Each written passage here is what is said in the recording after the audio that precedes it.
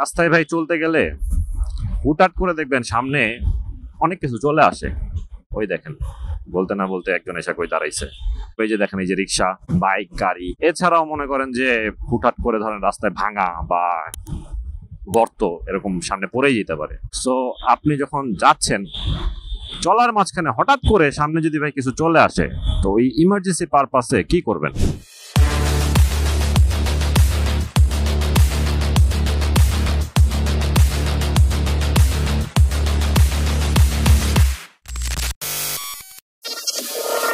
আসসালামু আলাইকুম, স্বাগতম বুম বুম কাকার চ্যানেলে আরো একটা নতুন ব্লগ ভিডিও নিয়ে হাজির হয়ে গেছি আমি আপনাদের নমি কাকা।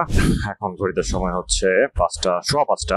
আসি মেট্রো 256 নম্বর পিলারের নিচে, যাচ্ছি একটু মহানগরের দিকে। ভাবলাম যাইতে যাইতে আপনাদের সাথে একটু কথা বলি, সময়টা ভালো কাটবে। সো এই দেখেন, স্পাইডারম্যানরা লাফায় লাফায় খালি রাস্তা পার হবে। এখন বাইক ভাই আমরা মনে করেন যে আমাদের নিত্যদিনের সঙ্গী বলা যায় আর কি। ঘর থেকে বেরোইলেই, যারা আমরা বাইকার, ঘর থেকে বেরোইলেই আমাদের সাথে আমাদের বাইকটা বের হয়। যেখানেই যাই আমাদের সাথে আমাদের বাইক যাচ্ছে।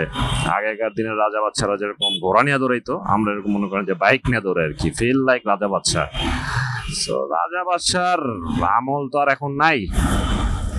এখন মানুষের সামনে যদি যায় কই যে ভাই আমি রাজা, আমার তুমি কি খাইছো গাঁজা, এই কথাই কবে ভাই। যাক, এইগুলা দুষ্টামি ফাজলামি করে লাভ নেই। একটা কাজের জিনিস আপনাদের আজকে শেখাই, সেটা হচ্ছে কাটিং। করেন এইরকম একটা কাটিং কিভাবে দিবেন আর কি, ইমার্জেন্সি কাটিং যেটাকে বলে। তো এই কাটিংটা কিভাবে দিবেন এটা আমি আপনাদের শিখাই দিব, আর কেন এই কাটিংটা দিবেন সেটাও বলে দিব। তার আগে কয়েকটা জিনিস আপনাদের একটু ক্লিয়ার করে দিই। সেটা হচ্ছে যে বাইক জোরে চালাইলেই যে ছাপরি হয়ে যায় বিষয়টা ওরকম না। অনেক সময় ধরেন ইমার্জেন্সি পারপাস আপনাকে বাইক বলেন বা গাড়ি, যে কোনো কিছুই হোক, আপনার গতি হয়তো একটু বেশি থাকতেই পারে। ওইটার মানে এই না যে আপনি ছাপরি, ঠিক আছে? বা আমি জোরে চালাচ্ছি তার মানে এই না যে আমি ছাপরি। প্রয়োজন মানুষের কম বেশি থাকি। সো সবাইরেই মানে বাইক জোরে টানলেই যে ছাপরি, বিষয়টা ওরকম না। সবাইরে ছাপরি ভাইবেনও না। তো আপনাদের একটা জিনিস আজকে শিখাই, সেটা হচ্ছে ধরেন আপনি একটু তাড়াহুড়োয় আছেন, আপনার গতিটাও একটু বেশি। তো রাস্তায় ভাই চলতে গেলে হুটহাট করে দেখবেন সামনে অনেক কিছু চলে আসে। মানে এটা ভাই বিপদ আপদ তার বলে কয়ে আসে না। হুট করে দেখবেন যে কেউ না কেউ রাস্তা পার হচ্ছে, হয়তো আপনি খেয়াল করেন নাই, বা যে পার হচ্ছিল সে খেয়াল করে নাই, আপনার বাইকের সামনে ওই দেখেন, বলতে না বলতে একজন এসে কই দাঁড়াইছে।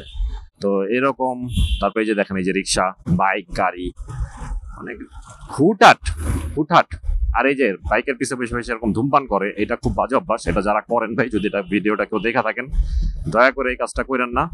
কারণ এই যে আপনারা যখন অ্যাশ ফেলেন বা ধোঁয়া ছাড়তেছেন, যারা পিছনে থাকে তাদের খুব ডিস্টার্ব হয়। সো যাক, পয়েন্টে আসি।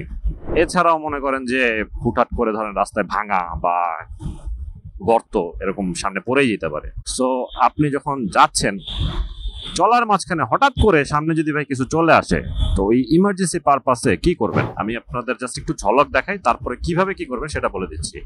ধরেন আমি এখন চালাচ্ছি, আমার গতি মোটামুটি 70+, আমি খুব কাছাকাছি চলে আসছি। দেখেন আমি কিন্তু পুরো হ্যান্ডেলটা, যদি আপনাদের একটু ভালো করে দেখাই, আমি পুরো হ্যান্ডেলটা কিন্তু ওই ডানে বা বামে ঘুরাইয়া গাড়িটাকে ঘুরাই নেই।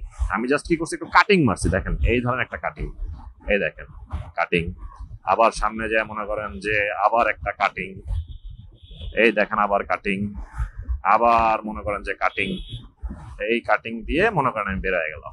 ওকে, তো এই কাটিং গুলা সচরাচর অনেক সময় যারা স্ট্যান্ডবাজি করে, মানে বাইক নিয়ে, এরকম কিছু পাবলিক আছে, বা যারা হচ্ছে যে একটু আগে বললাম যারা ছাপরি, এরা ভাই দেখবেন হুদাই এরকম কাটিং ফাটিং করে রাস্তার মধ্যে দোলায় দোলায় বাইক চালায় যায়।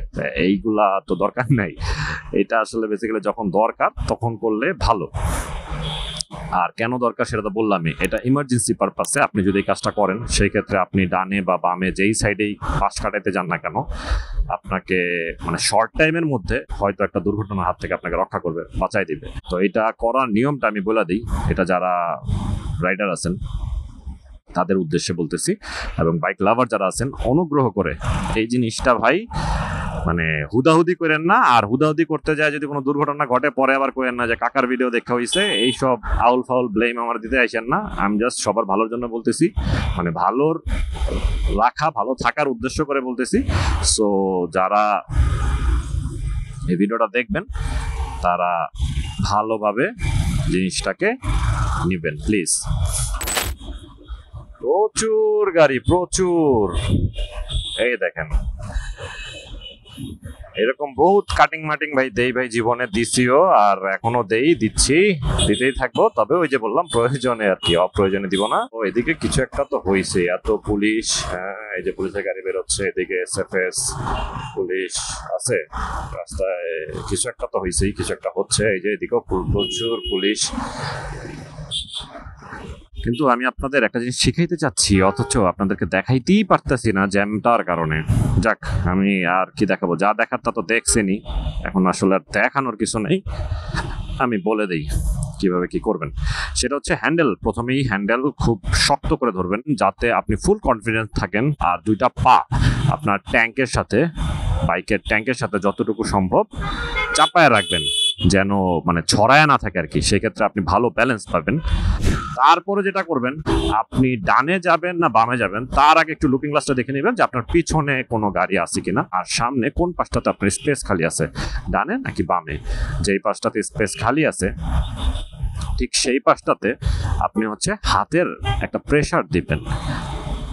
আপনাকে হ্যান্ডেল ঘুরাইতে হবে না। নর্মালি আমরা যেটা করি, ডানে বামে যেতে হলে যে হ্যান্ডেল ঘুরাই নিই, ডানে ঘুরাই বা বামে ঘুরাই, তো এইটা আপনার করতে হবে না। সেই ক্ষেত্রে আপনি যেটা করবেন, স্রেফ ডান দিকে হলে ডান দিকে হাতে একটু চাপ দিবেন, বাম দিকে হলে বাম দিকের হাতে চাপ দিবেন। চাপ দিয়ে বাইকটাকে ওই পাশে অল্প একটু কাত করে দিবেন। তখন দেখবেন যে ইনস্ট্যান্ট আপনার গাড়িটা যে গতি আছে সেই গতির সাথে তাল মিলাইয়া ও দেখবেন যে ওটারে কাটায় নিয়ে বের হয়ে যাচ্ছে। রাস্তায় যখন চলবেন ভাই, সুন্দরভাবে চলেন। ওই ইমার্জেন্সি পারপাসে যদি আপনার দরকার পড়ে আপনি এই কাটিংটা দিতে পারবেন। আমি আপনাদের লাস্টে শেষ করার আগে আর একটু ঝলক দেখায় শেষ করে দিই। সো সবাই ভালো থাকেন, সুস্থ থাকেন। টিল দেন, আল্লাহ হাফেজ।